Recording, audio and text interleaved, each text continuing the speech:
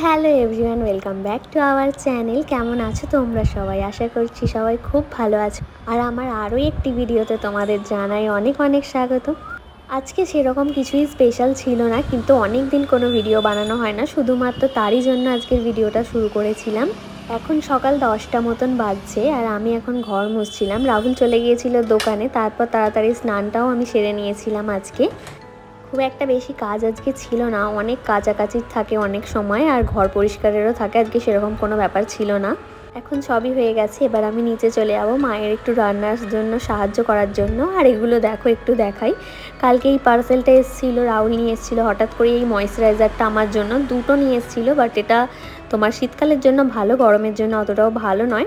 তারপর নিচে এসে দেখলাম মা এখানে ভাত বসিয়ে দিয়েছিল, আর এখানে ছিল মাছ, মাংস, চারা মাছ আর কাতলা মাছ দুটোই ছিল এখানে। ঝোলের জন্য আমি এখানে সবজি কাটছিলাম। চারা মাছের ঝোল হবে আর শাক হবে। চলো রান্না হবে।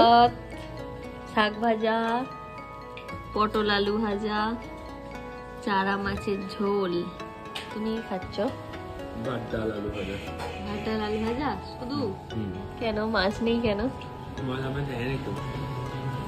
মাছ এইটা কি? এটা পিস। লাল লাল ঝাল ঝাল মাছ। এটা জিলি পিস। শোন আমরা দই খাবো না মা। খাবার শেষের দিকে মা আবার পাঁপড় ভাজলো রাহুলের জন্য। তো যেদিন যেদিন চাটনি হয় ওর পাঁপড়টা লাগবেই। তারপর খাওয়া দাওয়ার পরে আমরা এখানে আজকে একটু খাচ্ছিলাম ফল। এটা গরমে তো একদম ভালো লাগে বেশ খেতে, তরমুজ। আর দেখো মা এখানে রোদে দিয়েছিল অনেক ধরনের আচার। তরমুজ আমাদের সবারই ভীষণ ফেভারিট একটা ফল। আর দেখো এখানে বিকেলে রাহুল নিয়ে এসেছিলো ফুচকা। বিকেল হলেই আমরা এখানে দুজনে, মা আর আমি, বারান্দায় বসে থাকি। আর এখান দিয়েই সব ফুচকাওয়ালাগুলো যায় আমাদের বাড়ির সামনে দিয়ে, তাই প্রত্যেক দিনই প্রায় খাওয়ার ইচ্ছে করে দেখলেই ফুচকাওয়ালাদের। আর রাহুল কিনেও দেয়, আমাদেরকে ওপরে পাঠায়। আর আজকে দেখো আমরা এখানে চপ আনিয়েছিলাম। আমাদের আশপাশে কোথাও চপের দোকান নেই, তাই আমাদের অনেক দূর থেকে আনানো হয়। একটা কাকা আমাদের এখানে চপ নিয়ে এসে দিয়েছিল, আর আমরা এখানে মুড়ির চাট বানাচ্ছিলাম।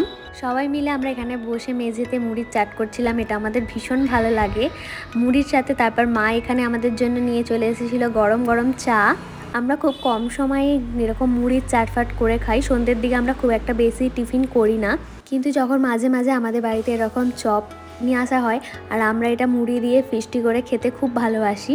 আমরা এখানে অনেকটা পরিমাণে মুড়ির চাট বানিয়েছিলাম, যেটা আমরা নিচে বাপিকে আর রাহুলকেও দিয়ে এসেছিলাম। আর রাতে আমি এখানে বানাচ্ছিলাম চিকেন।